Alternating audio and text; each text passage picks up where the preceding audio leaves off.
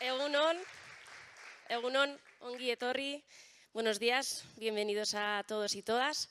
Como sabéis, en esta 10ª edición de Diálogos de Cocina hemos querido enfrentarnos al miedo, porque si hay algo universal que nos une a todos los seres humanos es precisamente ese sentimiento. Durante 2 días indagaremos en él, descubriremos sus diferentes aristas y trataremos entre todos de hacerle frente. Ya veremos si lo conseguimos. Ya para empezar he de confesaros que yo ahora mismo estoy aquí muerta de miedo delante de todos vosotros. Me permitiréis ahora que pase al euskera para inaugurar por primera vez este congreso en euskera.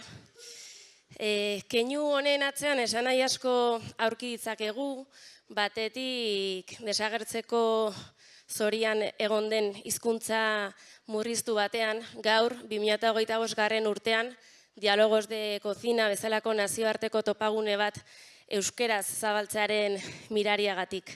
Zeren eta gaur egun oraindik ere euskera bizirik jarraitzea mirari bat da, herri eta pertsona askoren lan eta borondateari esker egi bihurtu den mirari bat.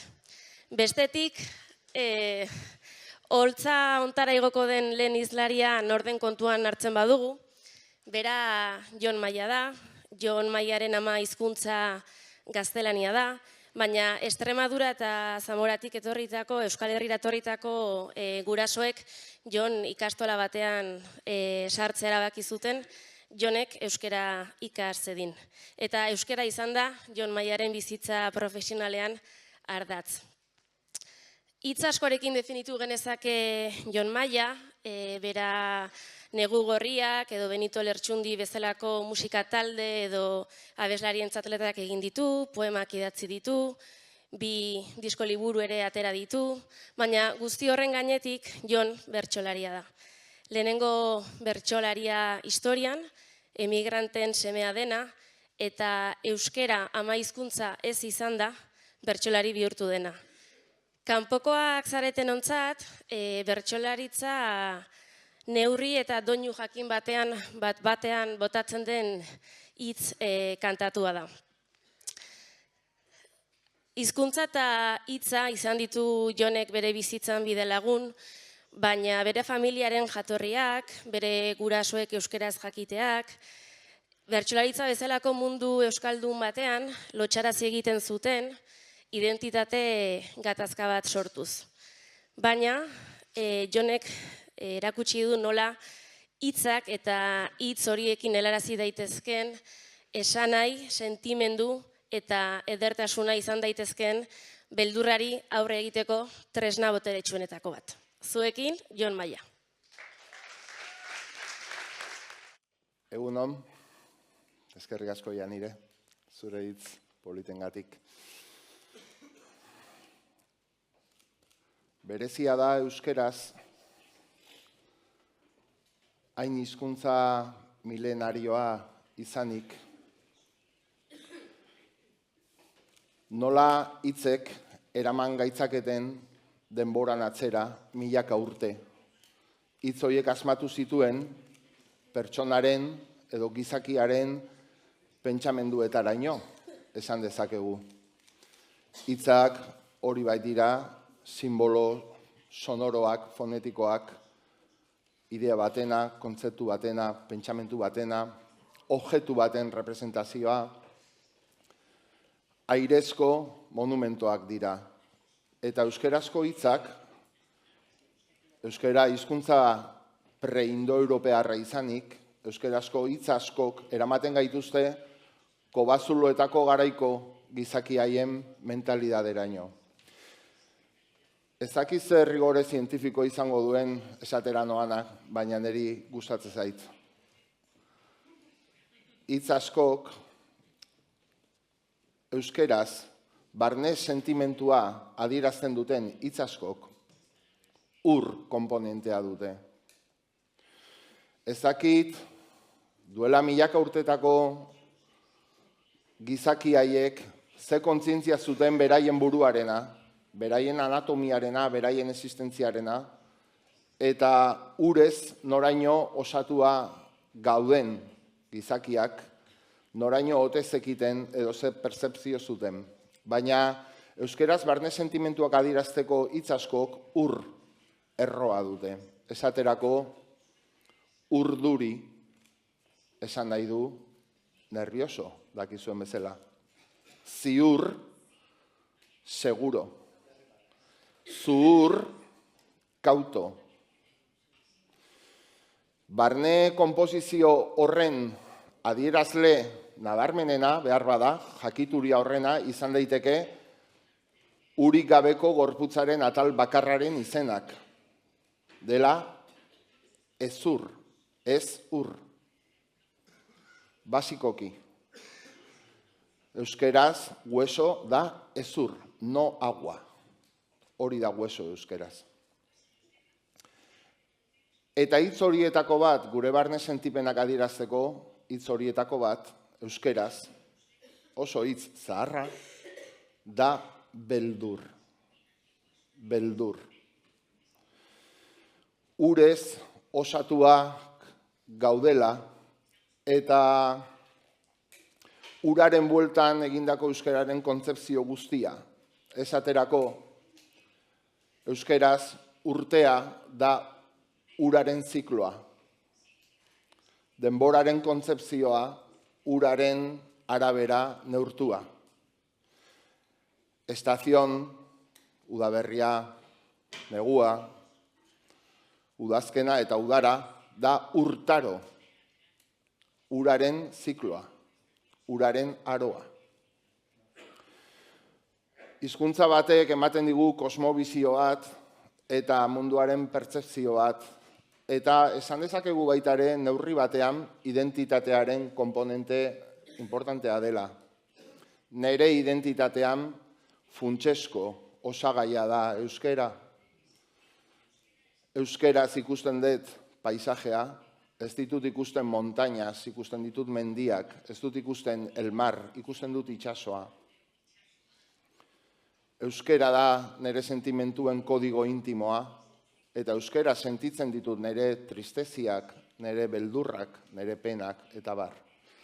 Baina hori ez da beti horrela izan.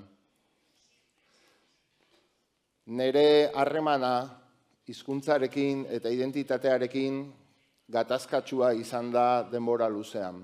Identitatea oso eremu delikatua eta labainkorra da.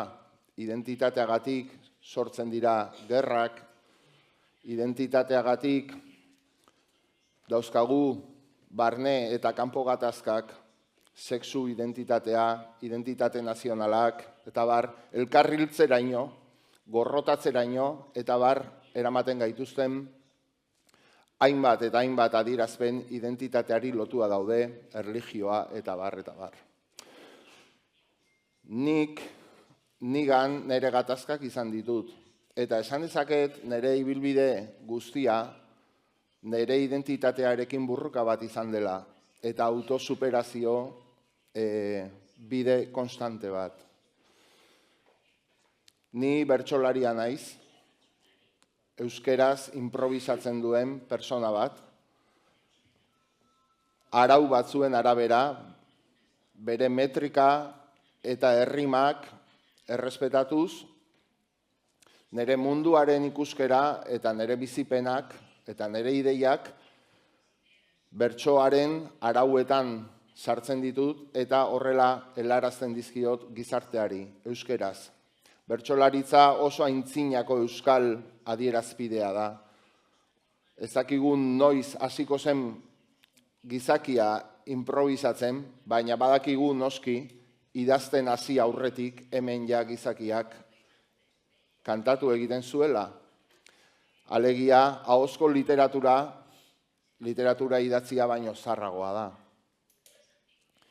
Ni adierazpide ancestral horretara inkorporatu nintzen, ume bat nintzela, sekula bertsolari bat ikusi gabe eta sekula bertso bat entzun gabe. Nire ama Extremaduran jaio zan eta nire aita Zamoran.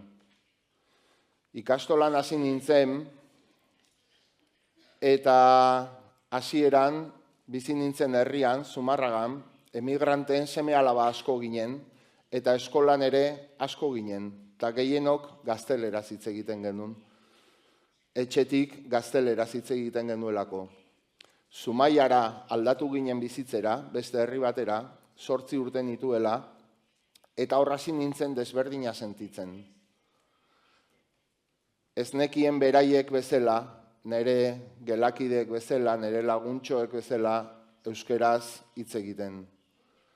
Hitzak falta zitzaizkidan, espresioak falta zitzaizkidan, eta horreka konplejatu egiten ninduen.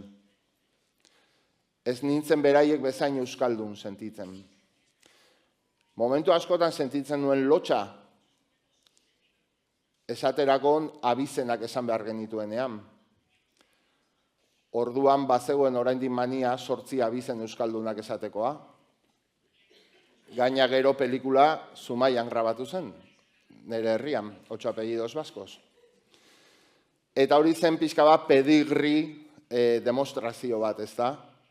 Gure familiak 8 abizenak euskalduna ditu, ez gara inorrekin nahastu, euskola bela daukagu, eta autentikoa gera, ez da? Beraz, zuk ez daukazula abizen bakar bat euskalduna, ez zera hain autentikoa. Nere lehenengo abizena, maia izanik, maiak euskarazko hitz bat ematen du dela. Zen maia mesa esan nahi du, itzultzaileak esan dizon bezala. Hemendik entzuten dut. Baina bigarrena ezin duen disimulatu. Bigarrena da Soria. Soria esaten duenean jazen Soria, Burgos, Santander. Hirugarrena Herrero. Ezin duen disimulatu. Ez zitzaidan bat ere gustatzen. Eta laugarrena ez dut esan, 25 urte egin arte gutxienez, Valderrama. Valderrama abizenarekin bertsolaria izatea, flamenko kantadorea bai, baina bertsolaria etzen erreza. Eta nungoa da zure ama? Nire ama hemen ez dakit nungo baserrikoa, edo azpeitikoa, edo oriokoa, edo itziarkoa, denak ziren inguruko sustraia zituztenak, edo herriko betiko familietakoak. Baina nik esan behar nuen nire ama Cabeza del Bueikua. Cabeza del Bueikua esaten nuen gauza bada estremeina izatea, baina ezin zen izan herri normalago batetakoa. Ez, Cabeza del Bueikua. Lotxa matezian ere aitaren izenak. Leopoldo. Leopoldo Maia. Zetenak ziran, Nekane, Amaia, Inaxio, Juanmari, Leopoldo. Pentsatzen duen, zein okurritzen zaio, Zamorako herri txiki batean, ume jaio berri bat ikusi, eta le vamos a poner Leopoldo. Luzeagoa da izena umea baino. Orduan, gauza horiek konplejoa sortzen zizkidaten. Gu ikastolakoa ginen oso autentikoak, eta beste eskola batzutan ez zuten euskeraz ikasten, eta ni pozin egon oso autentikoa nintzelako, euskeraz ikasten duelako. Baina aldi berean, banekien kanpotik etorritakoen semea nintzela. Eta nik egiten duen hori tapatu eta disimulatu. Bertxotan ere, askotan hitzak falta zitzaizkidan, lexikoa falta nuen, baina disimulatu egiten nuen. 18 urtekin, bertsolari gazten txapelketa importanteenera apuntatu nintzen. Eta hain importantea zen, nire aita eta nire ama etorri zirela entzutera, Errenterin. Olako areto bat zen, bertsolari gazte onenak edo antzeuden. Kantatu genuen eta nik irabazi nuen. Orduan ja euskeraz pentsatzen nuen.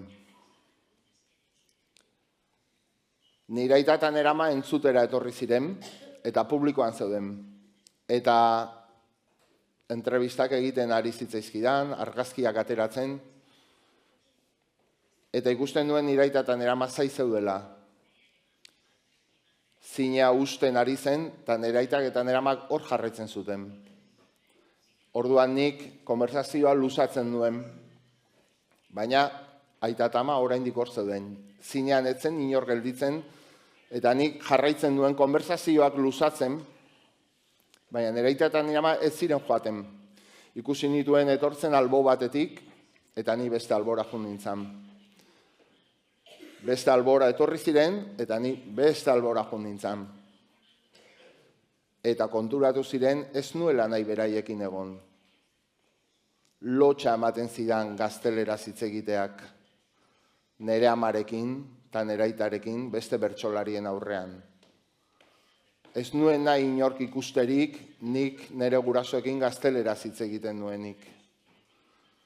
Ez nuen inoiz sekula bertsolari bat entzun gazteleraz.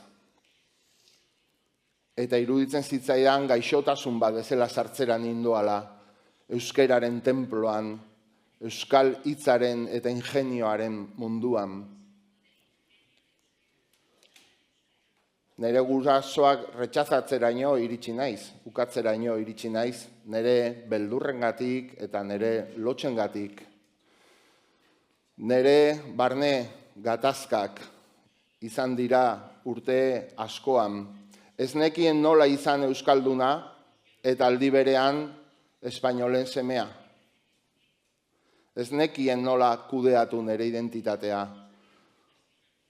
Ez da erresa identitatea kudeatzea. Eta denok diogu bizitzaren momentu askotan beldurra desberdinak izateari. Ez dugu desberdinak izan nahi. Desberdintasunak atera egiten zaitu korriente nagusitik. Eta nerabe bazarenean ez dakizu nola kudeatu hori guztia. Nik beldurra nion desberdintasunari. Eta beste guztiak bezalakoa izan nahi nuen, ez nuen kanpotik presiorik jaso inoiz. Nere baitan nik sortu nuen gatazka bat izan zen.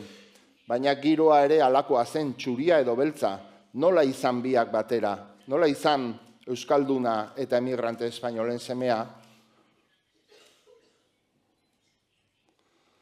Ez daukazu manual bat hortarako, eta giro polarizatu batean are eta gutxiago. Bertsolari bezala, etengabe hizkuntzarekin izan ditudan mugak gainditzea izan da nire erronka nagusiena. Niretzat bildurra horixe baita, erronka bat, gainditu beharreko erronka bat. Eta nire bildurrak gainditzeak ekarri nau etengabe onaino. Gaur egun euskeraz bizi naiz eta euskeraren gainean eraiki dut nire obra guztia. Baina asko kostatu zitzaidan. 25 urtekin Euskal Herriko txapelketa nagusian eman nuen izena, eta jarraitzen nuen 25 urtera arte nire abizenak eta disimulatzen eta tapatzen.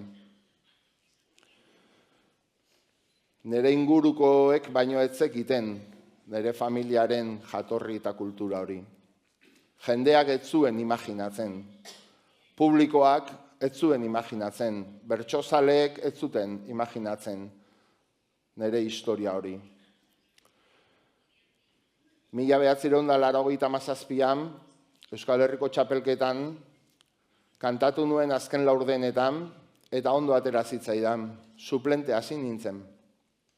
Baina ondo atera zitzaidan. Final erdietara sailkatu nintzen, eta hori ja niretzat asko zen. Oso zaila da final erdietara iristea. Euskal Herri osoko 100 bertsolarien artean 16 honenetan egotea. Baina semifinaletan kantatu nuen eta finalera sailkatu nintzen. Horrez zer esan nahi du, euskeraren templo handi batera sartzera zoaz. Historian zehar bertsolari historiko handi guztiek kantatu duten lekura. Salvador, Lazkao Txiki, Uztapide, Txirrita. orain Jon Maia ere hor zegon. Baina Jon Maia ez Jon Maia Soria. Eta final hori preparatzen, liburu bat irakurtzen ari nintzen, liburu hortatik idea hartzeko. Liburu hori zen Canciones y Poemas, Bertolt Brecht autore alemaniarraren liburu bat. Eta horra aurkitu nuen poema bat, nere barruko beldur, gatazka eta lotxa hoiek guztiak iraultzeko palanka bat izango zena.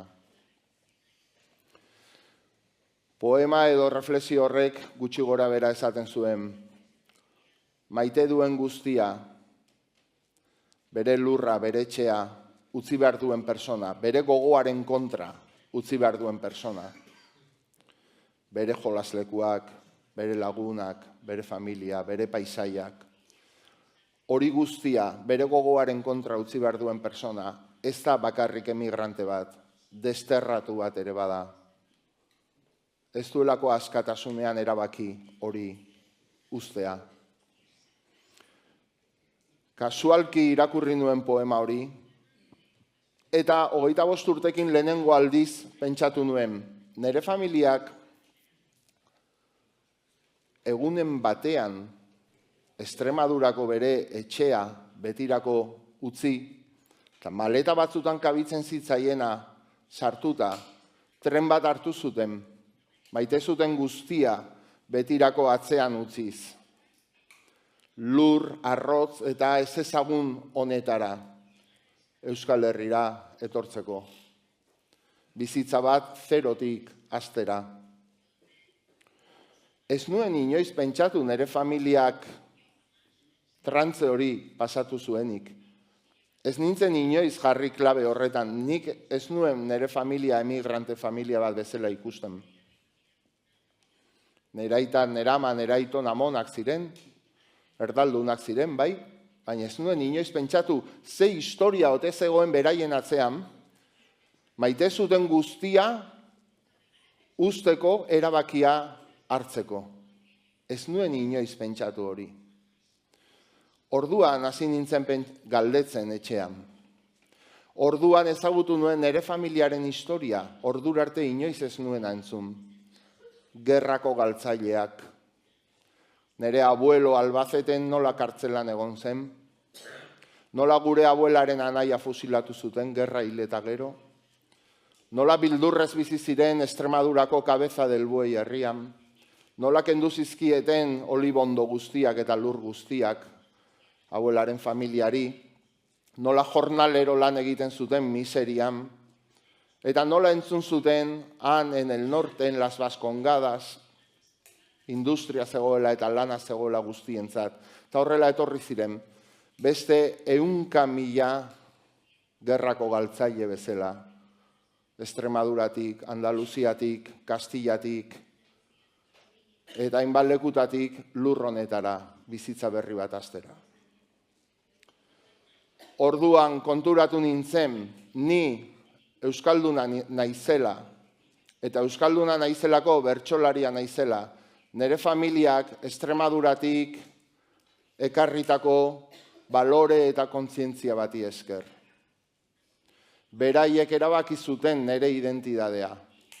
Beraiek Extremadurako alaba batek eta Zamorako seme batek erabaki zuten nik euskeraz ikastea. Oraindik Franco bizi zela. Hemengo askok beldurrengatik, humilazioengatik, zigorrengatik eta lotxengatik hori egitera ausartzen ez zirenean. Belaunaldi askok galdu dute euskera beldurrengatik, lotxagatik, humilazioagatik, diktaduragatik, ezta? Estremeña hark eta Zamorano hark erabaki zuten ni euskalduna izatea. Orduan konturatu nintzen, ez nintzela lotxatu behar nire abizenetaz. Ez nintzela akonplejatu behar. Eta ez nuela beldurrik euki behar naizen bezala adierazteko. Ez nuela beldurrik euki behar nire identidadea adierazteko, nire familiaren jatorria adierazteko, beraiei zor niela horregutea, beraiei zor nien Euskal Herriko bertsolari txapelketa nagusiko finalean kantatzea. Finala Donostiko belodromoan zen. 15.000 persona. Eta telebista publikoak, Euskal Telebistak, zuzenean retransmititzen zuen. Pentsatu nuen, hau da bizitzak eman didan aukera, nire familiari adierazteko inoiz adierazi ez diodana. Nire familiari rekonozimiento bat egiteko inoiz egin ez diodana. Nera aita eta nera marretxazatzera iritsi zen ume hori, nerabe hori, orain hor zegoen euskararen templo nagusian. Eta hori zen bizitzak ematen zidan aukera, pelikula amerikanotan bezala iaia, ez da? Marko izugarri hartan nire familiari eskertza bat egiteko. Orduan nire bildur guztiak superatu, nire konplejo guztiak gainditu, nire lotxak gainditu, eta lehenengo aldiz Euskal Herri osoari eta han zeuden 15.000 persona haiei kantatu nien bertso bat, baina batez ere nire abuelari, nire abuelori, nire amari eta nire aitari kantatu nien bertso bat, inoiz pentsatuko ez nuena kantatzera iritsiko nintzela. Eta bertso hori nahi baduzue orain kantatuko dizuet. Nola izan zen. Bertsoa bukaeran kantatzea erabaki nuen, zebanekien finalaren hasieran kantatuko banu, shock bat izango zela, ze inork ez zuen espero esateran indoana. Orduan, puntuazio guztiak eman eta gero erabaki nuen kantatzea. Inork ez juzgatzeko ni emigranteen semea den bertsolari bezala, baizik bertsolari bezala eta kitxo, ezta? Ez nuen nahi niganako begirada distorsionatzea. Bestalde, abuela eta abuelo hitzak erabili nituen, zen nire abuela euskeraz piperrik ulertu gabe, Cabeza del Bueiko nire abuela Maria Luisak, 8 ordu delako finala, 8 ordu euskeraz entzuten ari zen bakarrik nian nengoelako. Ni nintzelako guapoena, klaro. Bakizue, abuelak. Eta nahi nuen berak ulertzea berari ari nintzela kantatzen. Orduan bertso hau kantatu nuen.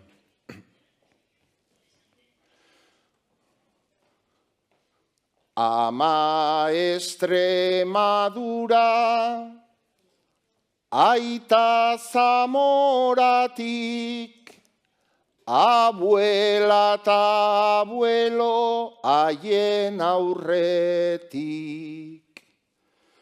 Herri hontan sustraitzen asmatzeagatik, neuke maita dezaket guztien gainetik.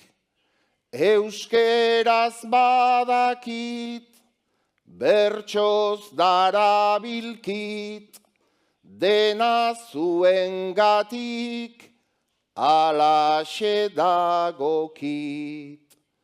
Denek kantatu duten ere ahotik, denek kantatu duten ere ahotik.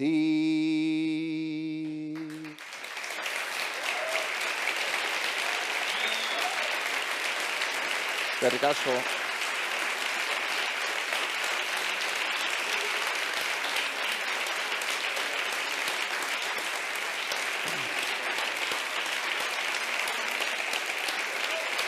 Eskerrik asko.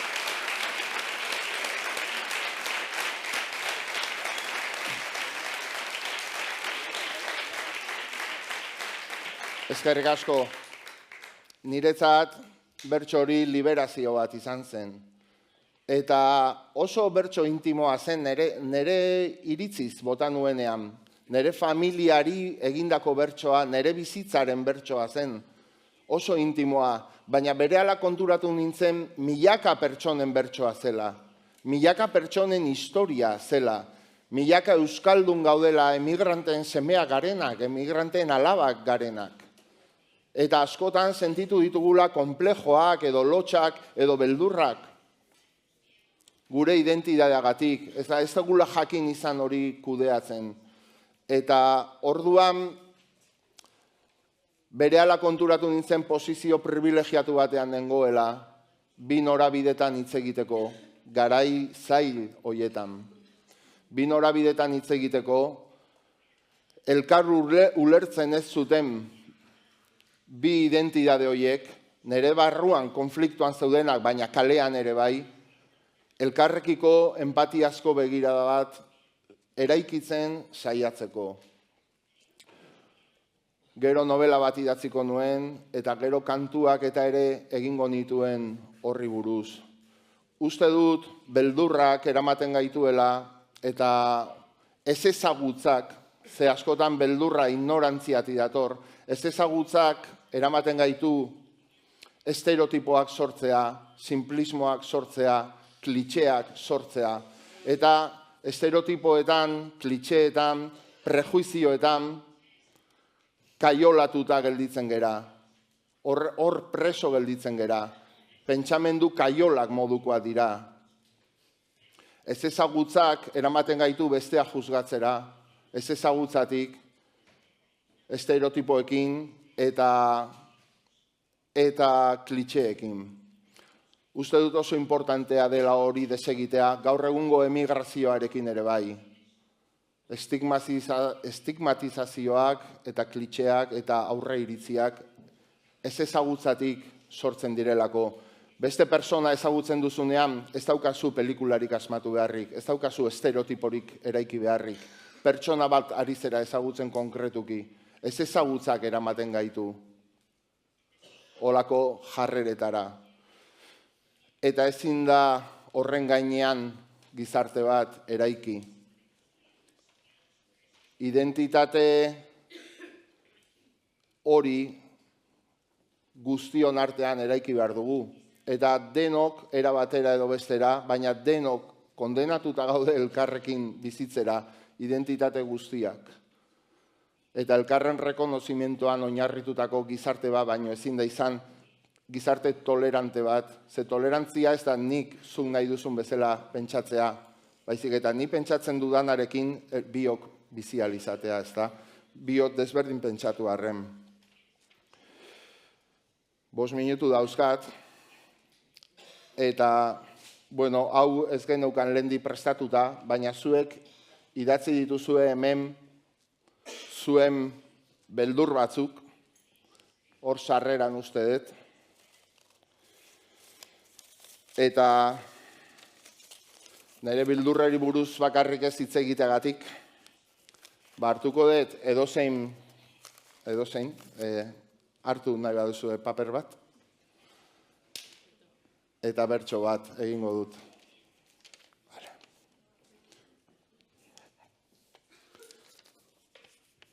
Zerri diozu bildurra, paper honek esaten du, nire buruari.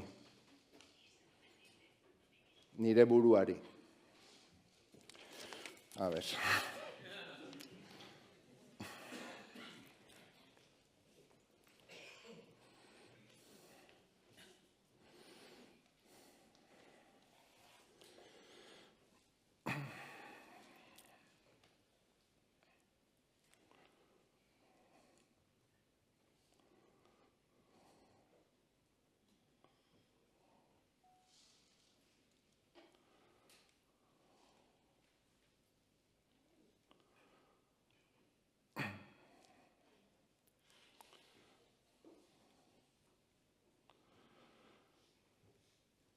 Askotan gara gure beldurren esklabo, gure zalantza eta asmoen naufrago. Sarritan ez baitegu pentsatzen lehenago, Gure buruaz sarri diogu akabo, baina argia ere gure baitan dago.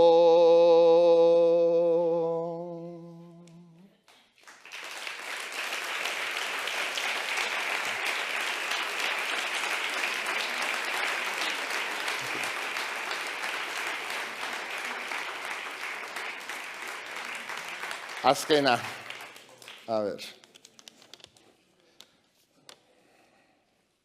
Aquel tiempo pasa muy rápido.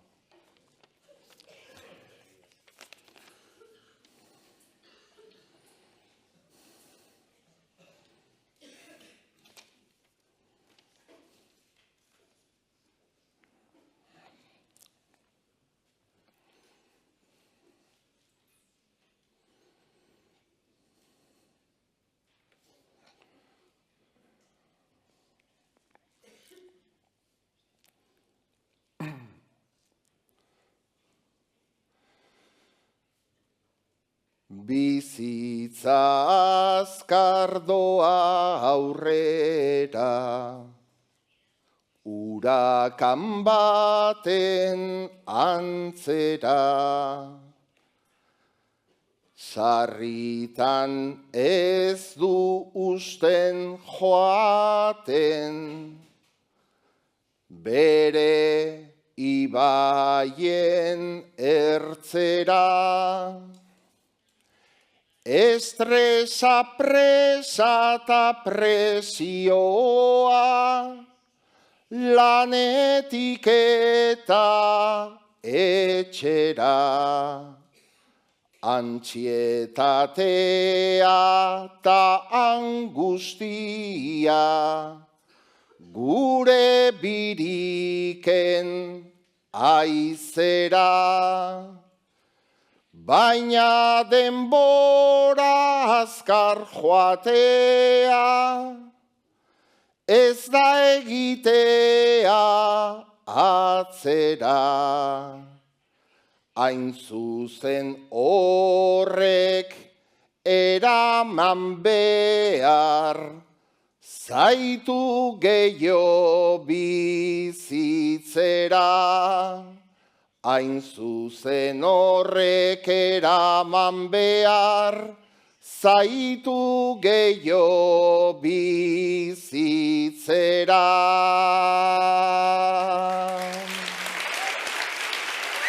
Eskerrik asko.